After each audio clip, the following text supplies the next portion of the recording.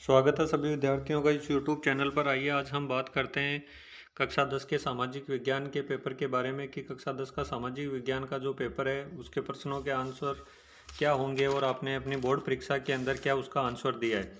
तो हम बढ़ते हैं अपने पेपर की ओर और देखते हैं कि किस प्रकार से आपने अपने पेपर को हल किया है। तो पहले यहाँ कुछ सामान्य दिशा निर्देश यहाँ आपके लिए दिए गए थे। उसके बाद में जैसे ही आप पेज नंबर 3 के ऊपर आगे बढ़े तो वहाँ आपको सेक्शन ए दिखाई दिया और सेक्शन ए के अंदर सबसे पहले आपको बहुविकल्पी प्रश्न मिल रहे हैं और बहुविकल्पी प्रश्नों के आपको उत्तर कैसे करने थे। तो प्रथम जो प्रश्न था वो था जलियांवाला बाग हत्याकांड कब हुआ। तो जलियांवाला बाग हत्याकांड हुआ था प्यारे विद्यार्थियों 13 अप्रैल 1919। तो जिन्होंने 13 अप्रैल 1919 इसका उत्तर किया है उनका ये जो प्रश्न है उसका उत्तर बिल्कुल सही होगा। फिर प्रश्न नंबर 2 है महात्मा गांधी ने कौन से गोलमेज सम्मेलन में भाग लिया। तो महात्मा गांधी ने द्वितीय गोलमेज सम्मेलन में भाग लिया था।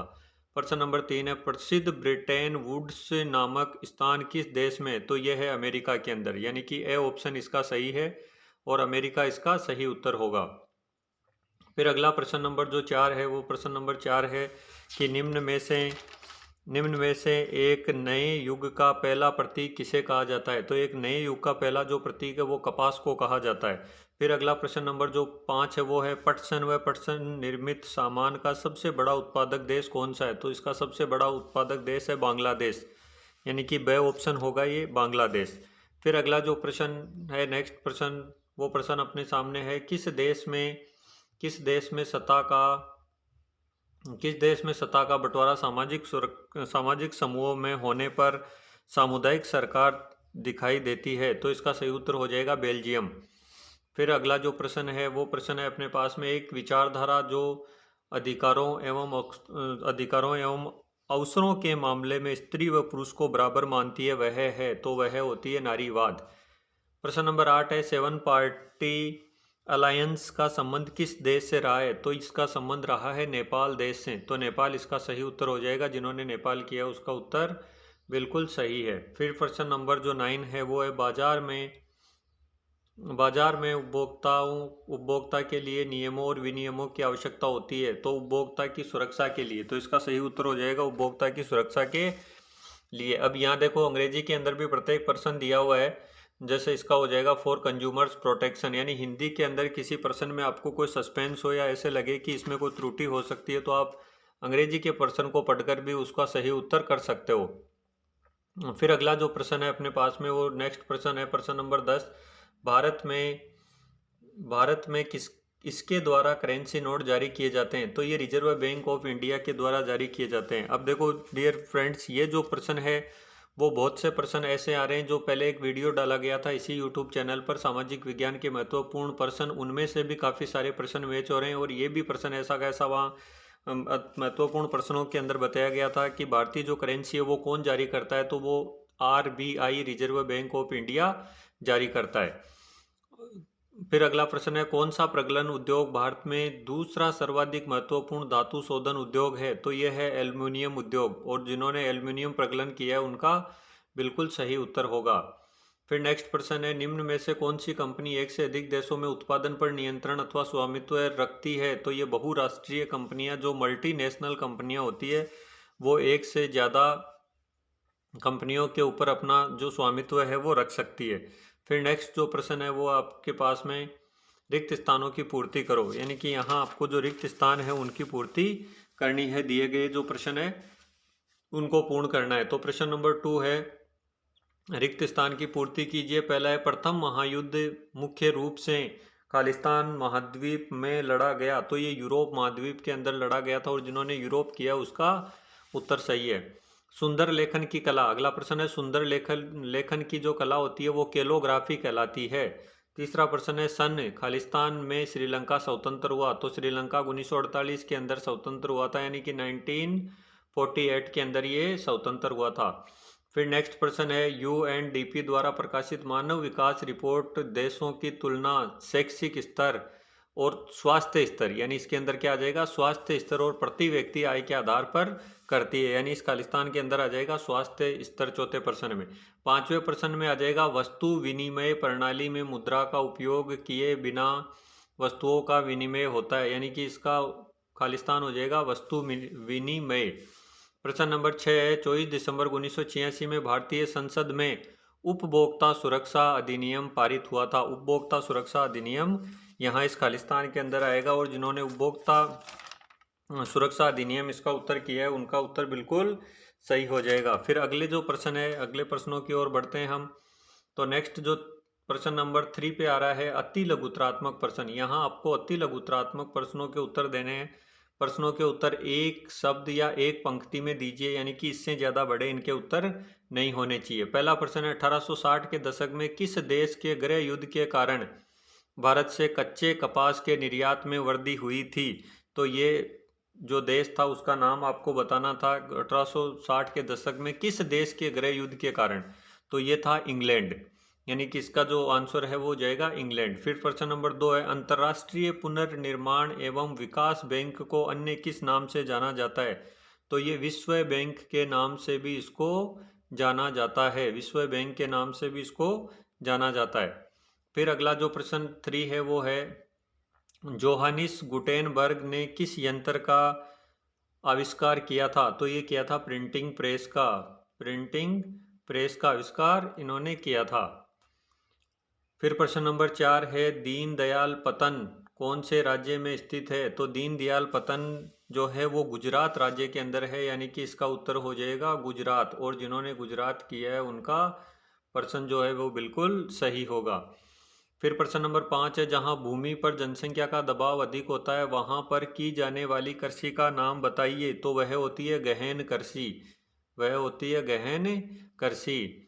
फिर अगला प्रश्न नंबर 6 है आपके अनुसार सिंचाई ने कई क्षेत्रों में फसल प्रारूप कैसे परिवर्तित कर दिए? संक्षेप में समझाइए कि यहाँ जो सिंचाई के कई जो क्षेत्र है उसमें फसल प्रारूप कैसे परिवर्तित हुए। तो पंजाब, और इसका उत्तर लिखना था आपको, पंजाब और हरियाणा में अत्यधिक सिंचाई के कारण भूमि निम्नीकरण सर्वाधिक हो रहा है। फिर अगला जो प्रश्न है, नेक्स्ट प्रश्न आपके सामने है समरूप समाज किन देशों में पाया जाता है? कोई दो नाम बताइए। तो समरूप समाज पाया जाता है जर्मनी और स्विट्जरलैंड के अंदर, यानी दो देश कौन कौन से? जर्मनी है और स्विट्जरलैंड है। प्रश्न नंबर 8 है सामाजिक विभाजन अधिकांशतः किस पर आधारित है? सामाजिक विभाजन जो है वो जन्म के ऊपर आधारित है, यानी कि बृहत के ऊपर, जन्म के ऊपर ही वो निर्धारित है कि कौन सी जाति समाज में उसका जन्म हुआ है, उसी से ये निर्धारण हो जाता है। प्रश्न नंबर 9 है बोलीविया के जल युद्ध का नेतृत्व किस संस्था ने किया था? तो इसका जो है वो किया था ब्रेटन वुड्स संस्थान ने। ब्रेटन वुड्स संस्थान ने इसका नेतृत्व किया था। फिर नेक्स्ट अगला जो प्रश्न है प्रश्न नंबर 10 प्राथमिक क्षेत्रक से आप क्या समझते हैं? अब देखो ये प्राथमिक क्षेत्रक भी आपका जो मॉडल पेपर पहले डाला गया था उस मॉडल पेपर से सेम ऐसा का ऐसा ही जो प्रश्न है वो दिया गया है, और उस समय भी आपको बताया गया था कि इन प्रश्नों में से काफ़ी सारे प्रश्न आपको मिलने वाले हैं। लगभग 70% प्रश्न जो है वो उस मॉडल पेपर से दिए गए। और यदि आपको इसी प्रकार से और भी महत्वपूर्ण प्रश्न जो चाहिए, मॉडल पेपर चाहिए, तो अगली परीक्षाओं के फिर से डाले जाएंगे। तो आपने यदि अभी तक चैनल को सब्सक्राइब नहीं किया तो आप चैनल को सब्सक्राइब करें, और अगली जो परीक्षाएं हैं उनके मॉडल पेपर भी आपको मिल जाएंगे और उनके पेपर का सॉल्यूशन भी आपको मिल जाएगा, जिसका नोटिफिकेशन आप तक पहुंच जाएगा। तो प्राथमिक क्षेत्र से आप क्या समझते हैं? तो इसका उत्तर आपको लिखना था कि प्राकृतिक वस्तुओं का उपभोग करके किसी वस्तु का निर्माण करना प्राथमिक क्षेत्र के अंतर्गत आता है। फिर अगला प्रश्न था ग्रामीण क्षेत्र में असंगठित क्षेत्र के श्रमिकों का संरक्षण कैसे हो सकता है? कोई एक उदाहरण दीजिए, यानी कि एक एग्जाम्पल के माध्यम से हमें बताना है। तो ग्रामीण क्षेत्र में असंगठित क्षेत्र के श्रमिकों का संरक्षण लघु व कुटीर उद्योगों को स्थापित करके, यानी इसका उत्तर क्या हो जाएगा? लघु व कुटीर उद्योगों को स्थापित करके किया जा सकता है। यानी छोटे छोटे उद्योग लगाए जाएंगे, कुटीर उद्योग लगाए जाएंगे तो उनको रोजगार के अवसर भी मिल जाएंगे। फिर प्रश्न नंबर जो 12 है वो है एक भूमिहीन ग्रामीण मजदूर के विकास के किन्हीं दो लक्ष्यों का उल्लेख कीजिए। कि एक भूमिहीन जो ग्रामीण मजदूर होता है उसके दो लक्ष्य क्या होते हैं? एक भूमिहीन ग्रामीण मजदूर के विकास के निम्न मुख्य लक्ष्य या पहलू होते हैं। भूमिहीन गरीब किसानों को भूमि दान में देकर, कि उनको एक तो भूमि दान में दे सकते हैं और उनके लिए रोजगार उपलब्ध भी करवा सकते हैं, यानी कि उनको रोजगार के अवसर भी दिए जा सकते हैं। फिर हम जैसे ही आगे बढ़ेंगे तो सेक्शन बी हमें यहाँ दिखाई देगा। सेक्शन बी के जो प्रश्न है वो हमें यहाँ हल करने थे। तो यहाँ प्रश्न नंबर 4 जो दिया गया है वो है वियना संधि की कोई दो विशेषताएं बताइए। तो आप ये वियना संधि की विशेषताएं स्वयं कमेंट बॉक्स के अंदर हल करके बताओगे। प्रश्न नंबर 5 है बाजार में श्रम की बहुतायत से मजदूरों की जिंदगी किस प्रकार प्रभावित हुई। तो इसका आंसर हम ऐसे लिखेंगे, बाजार में श्रम की बहुतायत से मजदूरों की ज़िंदगी अनेक प्रकार से प्रभावित हुई है। उनको रोजगार में बहुत यानी उनको रोजगार में बहुत श्रम करवाया जाता है, यानी उनकी योग्यता से अधिक, परंतु उनका वेतन अत्यंत कम होता है, यानी कि उनसे काम तो ज़्यादा होता है और उनकी जो सैलरी होती है या वेतन होता है वो कम होता है। इस प्रकार से वो प्रभावित होते हैं। फिर प्रश्न नंबर 6 है कर्तन दहन कृषि क्या है। तो कर्तन दहन कृषि के बारे में आपको यहाँ बताना था। कर्तन दहन कृषि में आदिम जनजाति के द्वारा कृषि की जाती है, जो कि एक स्थान के अनउपजाऊ हो जाने के कारण दूसरे स्थान पर जाकर कृषि की जाती है, जिसे स्थानांतरी कृषि भी कहा जाता है। इसे उत्तर पूर्व राज्यों में झूम कृषि के नाम से भी जाना जाता है। यानी कि कर्तन कृषि के और भी अलग अलग नाम है, जैसे एक तो स्थानांतरी कृषि कह सकते हो और एक इसको आप झूम कृषि भी कह सकते हो। प्रश्न नंबर 7 है। प्रश्न नंबर 7 है वन्य जीवों की सुभेद जातियों पर टिप्पणी कीजिए। तो यहाँ वन्य जीवों की सुभेद जो जातियाँ हैं वो ये है, छोटी पूंछ वाले बंदर और हाथी सुभेद जातियों के जीव है। यानी एक तो बंदर जिनकी पूंछ छोटी हो, ऐसे बंदर जिनकी पूंछ छोटी हो, और एक हाथी जिनका जीवित रहना अत्यंत आवश्यक है। हमारे लिए इनका महत्वपूर्ण योगदान है। पर्यावरण की सुरक्षा के लिए सुभेद जातियों का विकास करना आवश्यक है। यानी कि इन सुभेद जातियों का होना भी हमारे पर्यावरण के लिए अति आवश्यक है। फिर अगला जो प्रश्न है वो प्रश्न है समय की मांग है कि हम अपने जल संसाधनों का संरक्षण और प्रबंधन करें। ये स्पष्ट करके बताओ कि समय की ये मांग कैसे है कि हमें जल संरक्षण और जल संसाधनों का प्रबंधन करना चाहिए। तो ये एक्सप्लेन करके आपको बताना था कि जल को बचाने के लिए समय की मांग है। यह इसलिए कहा गया है क्योंकि जल संसाधन हमारे लिए अत्यंत महत्वपूर्ण है। हमें जल को दूषित होने से बचाने के लिए सतत पोषणीय विकास जल को दूषित होने से बचाने के लिए हमें सतत पोषणीय विकास परियोजना का विकास करना होगा, जिससे जल संसाधन वर्तमान में भी काम में लिया जाए और इसे भविष्य के लिए भी सुरक्षित रखना चाहिए। यानी सतत पोषणीय कार्यक्रम के द्वारा हम इसको साफ और स्वच्छ रख सकते हैं और भविष्य के लिए भी हम इसको काम में ले सकते हैं। प्रश्न नंबर 9 क्या होगा, रेल परिवहन की अपेक्षा सड़क परिवहन की बढ़ती महत्ता के दो कारण बताइए। तो ये हो जाएगा, रेल लाइनों की अपेक्षा सड़क निर्माण में लागत बहुत कम आती है। यानी कि एक तो यहाँ लागत बहुत कम आती है, पहले बात तो ये हो गई, लागत यहाँ कम आएगी। फिर दूसरी बात जो है, सड़कों से घर घर सुविधाएं उपलब्ध कराई जा सकती है, परंतु रेल परिवहन के माध्यम से नहीं करवाई जा सकती। प्रश्न नंबर 10 है राजनीतिक दल के कोई दो कार्यों की विवेचना कीजिए। तो राजनीतिक जो दल है उनकी मुख्य रूप से मेन फंक्शन उनके क्या होते हैं। तो लोकतांत्रिक व्यवस्था को बनाए रखना, पहला इनका कार्य है लोकतांत्रिक व्यवस्था को बनाए रखना, और दूसरा इनका है लोगों को उनके अधिकारों की गारंटी देना, कि लोगों को उनके अधिकारों के बारे में भी जागरूक करने का कार्य राजनीतिक दलों का होता है। फिर प्रश्न नंबर 11 के अंदर हमें लिखना था, आप लोकतंत्र को उत्तरदायी, जिम्मेदार और वैध शासन मानते हैं, क्यों? संक्षेप में बताइए कि आप क्यों मानते हो। तो इसका उत्तर आपको लिखना था, हम लोकतंत्र को उत्तरदायी, जिम्मेदार और वैध शासन इसलिए मानते हैं क्योंकि लोकतंत्र लोगों या व्यक्तियों की गरिमा को बढ़ाता है, उनके अधिकारों की रक्षा करता है। फिर अगला जो प्रश्न है उसकी ओर हम बढ़ेंगे। प्रश्न नंबर जो 12 है वो दिया गया है, यहाँ लोकतंत्र को पुनर्परिभाषित करने के लिए इसमें जोड़ने के कोई दो बिंदु बताइए। तो हम सीधे प्रश्न नंबर 13 की ओर बढ़ेंगे। प्रश्न नंबर 13 है नवीकरणीय एवं गैर नवीकरणीय संसाधनों को परिभाषित कीजिए। तो नवीकरणीय संसाधन कौन से हैं उनके बारे में पहले आपको लिखना था कि वे संसाधन जिनको एक बार उपयोग के पश्चात पुनः प्रयोग में लाया जा सकता है, नवीकरणीय संसाधन कहलाते हैं। जैसे सौर ऊर्जा, पवन ऊर्जा। तो इसका उदाहरण क्या हो जाएगा, एक तो सौर ऊर्जा और दूसरा पवन ऊर्जा भी इसका उदाहरण हो जाएगा।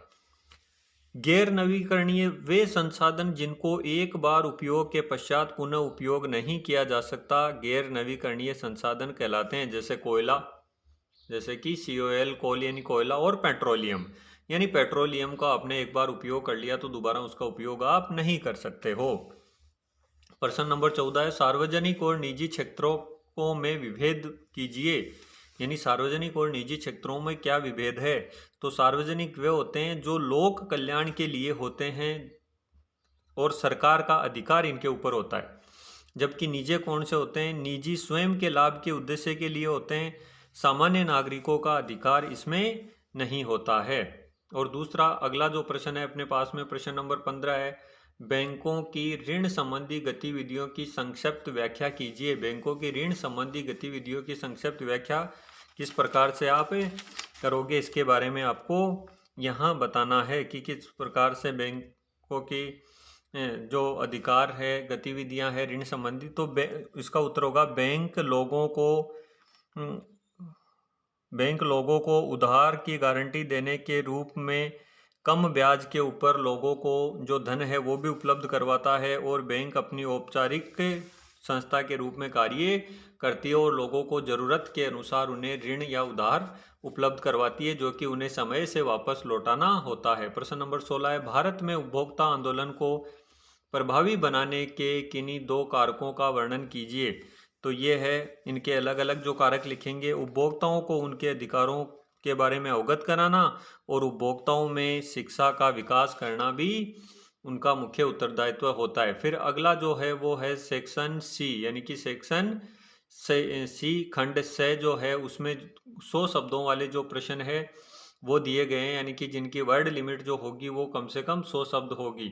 और उसके बाद में जैसे ही आप आगे सेक्शन डी की ओर बढ़ोगे तो यहाँ आपको 250 शब्दों के अंदर उत्तर देना होगा, यानी कि यहाँ प्रश्न था सविनय अवज्ञा आंदोलन का से विस्तार वर्णन आपको करके बताना था, और जिसकी वर्ड लिमिट 250 शब्द थी, या फिर राष्ट्रवाद वाला भी आप उसमें कर सकते थे।